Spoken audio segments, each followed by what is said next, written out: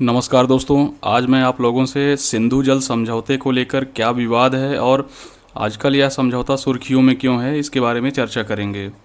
तो हम लोग बात करते हैं। दरअसल भारत सरकार ने 25 जनवरी 2023 को पाकिस्तान सरकार को एक नोटिस जारी किया था, जो कि भारत ने सिंधु जल संधि के अनुच्छेद 12 के 3 नंबर खंड को इस्तेमाल करते हुए उसको नोटिस जारी किया था। इस संधि में एक्चुअली प्रावधान है कि कोई भी देश अगर किसी दूसरे देश को, यानी कि भारत या तो पाकिस्तान को या फिर पाकिस्तान भारत को अगर कोई नोटिस सर्व करता है, तो दूसरे देश को 90 दिनों के भीतर अपनी प्रतिक्रिया देनी पड़ती है।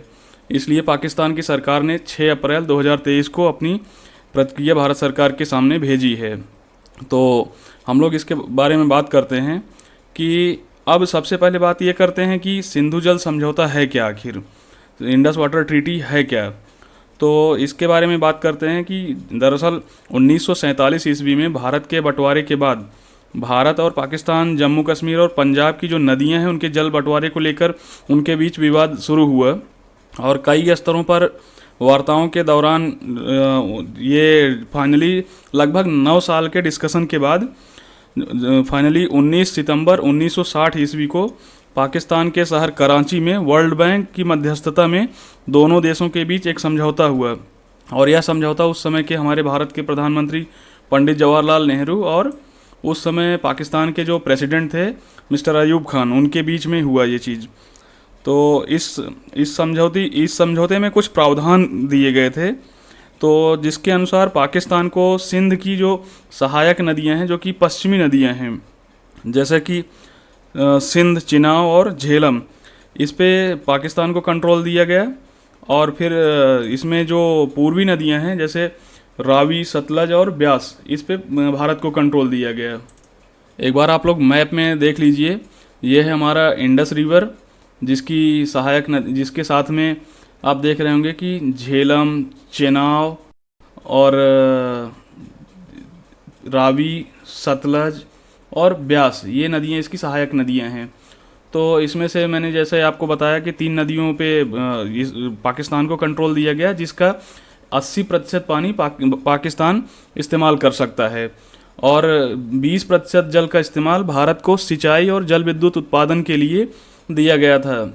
और इसमें भी एक शर्त ये थी कि भारत जो भी जल विद्युत परियोजनाएं इसमें बनाएगा, वह परियोजनाएं रन ऑफ द रिवर होंगी। उसमें ऐसा नहीं होगा कि भारत पानी को स्टोर करेगा और फिर भारी भरकम डैम बना के उसमें जल विद्युत उत्पादन करेगा। इसमें रन ऑफ द रिवर का मतलब हुआ कि जो नदी का नेचुरल फ्लो है उसको डिस्टर्ब किए बिना जल विद्युत परियोजनाओं को इसमें लगाना होगा, यानी कि ऐसी टरबाइंस लगाई जाएंगी जो कि नेचुरल फ्लो के थ्रू गवर्न होंगी। जबकि जो पूर्वी नदियां यानी रावी, सतलज और ब्यास पर भारत का पूरा कंट्रोल था। भारत इस पर जल विद्युत परियोजनाएं बना सकता है और जैसा कि भारत ने कुछ जैसे भाखड़ा नांगल परियोजना, इस टाइप की तमाम परियोजनाओं का निर्माण भी किया है। फिर बात यह आती है कि आखिर विवाद क्या है, विवाद क्या हुआ। दरअसल सिंधु नदी समझौते को लेकर विवाद साल 2015 में शुरू हुई। पाकिस्तान ने भारत के किशनगंगा जल विद्युत परियोजना जो कि झेलम की एक सहायक नदी है, और रतले जल विद्युत परियोजना जो कि चिनाब नदी पर बनाया जा रहा है, इसके अगेंस्ट इसका विरोध किया पाकिस्तान ने। और पाकिस्तान का कहना है कि ये परियोजनाएं सिंधु नदी जल समझौते का उल्लंघन करती हैं। और अब फिर हम बात करते हैं कि अगर मान लीजिए इन दोनों देशों के बीच में ऐसा विवाद होता है तो इसको सुलझाने का मैकेनिज्म क्या है। तो सिंधु जल समझौते में इस तरह के विवादों को सुलझाने के लिए त्रिस्तरीय 3 तरह के मैकेनिज्म बनाए गए हैं। अब इसमें हम लोग चर्चा करते हैं कि ये तीनों मैकेनिज्म हैं क्या। तो मैकेनिज्म के तहत इसमें क्या है कि इस जल समझौते के तहत एक अस्थाई जल आयोग का गठन किया गया था। जब यह समझौता साइन किया गया था भारत और पाकिस्तान और वर्ल्ड बैंक की मध्यस्थता में, तो उसमें एक अस्थाई जल आयोग का गठन किया गया था, जिसमें कि 2 आयुक्त रहेंगे, एक भारत की तरफ से रहेगा और एक पाकिस्तान की तरफ से रहेगा। और साल भर में एक बार दोनों जो जल आयुक्त हैं उनकी एक टीम और भारत और पाकिस्तान मतलब दोनों की तरफ से विशेषज्ञों की टीम जो है वो आपस में मीटिंग करेगी, एक बार पाकिस्तान में और एक बार भारत में। ये साल भर में एक बार होना ही होना होता है। और इसमें जो भी समस्याएं होंगी उसका डिस्कशन किया जाएगा और इसका निपटारा करने की कोशिश की जाएगी। फिर बात आती है कि सेकंड स्टेप क्या है।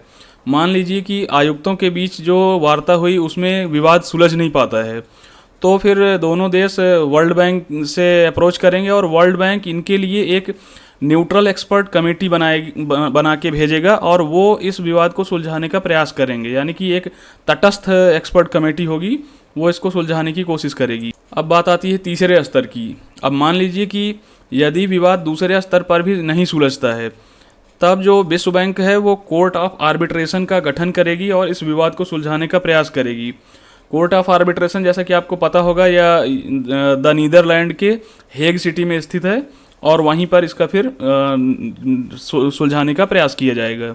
तो इस केस की जो पृष्ठभूमि है उसके बारे में बात करता हूँ। तो यहाँ पर क्या है कि सबसे पहले पाकिस्तान ने 2015 में अपनी आपत्ति को दर्ज कराते हुए कहा कि भारत सिंधु जल समझौते का उल्लंघन कर रहा है और विवाद को आयुक्तों के बीच सुलझाने की कोशिश हुई और फिर ये असफल रही। और फिर पाकिस्तान ने तटस्थ विशेषज्ञों की टीम गठित करने का अनुरोध कर दिया विश्व बैंक को, जो कि 2015 में किया है। फिर अचानक से पाकिस्तान ने 2016 में अपना अनुरोध वापस भी ले लिया और फिर ये चले गए सीधे कोर्ट ऑफ आर्बिट्रेशन की मांग करने के लिए। फिर इसके जवाब में भारत ने भी विश्व बैंक से तटस्थ विशेषज्ञों की टीम का गठन करने की मांग भी कर डाली। और फिर बात यह आया कि विश्व बैंक दोनों की रिक्वेस्ट को सुन रहा था। अब विश्व बैंक ने क्या किया कि अक्टूबर 2022 में एक तटस्थ जो टीम है, यानी कि न्यूट्रल कमेटी का भी गठन कर दिया, जो कि भारत ने रिक्वेस्ट किया था, और फिर एक कोर्ट ऑफ आर्बिट्रेशन का भी गठन कर दिया। अब बात यह है कि इन दोनों में से जैसे जो न्यूट्रल कमेटी थी, इसमें जो हेड बनाया गया वो मिस्टर माइकल लीनो को बनाया गया, जो कि एक्सपर्ट कमेटी, जो न्यूट्रल एक्सपर्ट कमेटी थी उसके हेड थे। और जो कोर्ट ऑफ आर्बिट्रेशन का गठन किया उसमें मिस्टर सीन मर्फी को उसका चेयरमैन बनाया गया। अब बात ये हुई कि मान लीजिए दोनों टीमों का गठन हुआ है और दोनों टीम अलग अलग तरह के डिसीजंस देती हैं, तो माना किसका जाएगा।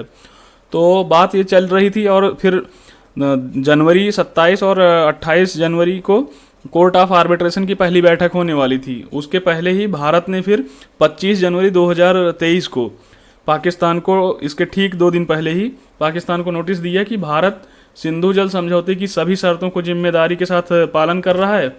जबकि पाकिस्तान जो है वो 2017 से 2022 तक की जो भी आयुक्तों की बैठक हुई थी उसमें इस विवाद को, मतलब इसकी चर्चा ही नहीं की उसने, और चर्चा करने से इनकार कर दिया। तो इस रवैये को देखते हुए भारत ने ये बोला कि क्यों ना हम इस समझौते में संशोधन कर दें, क्योंकि पाकिस्तान अपनी तरफ से एक नकारात्मक रवैया अपना रहा है, तो हम इसको संशोधन करने का इसको नोटिस दे रहे हैं।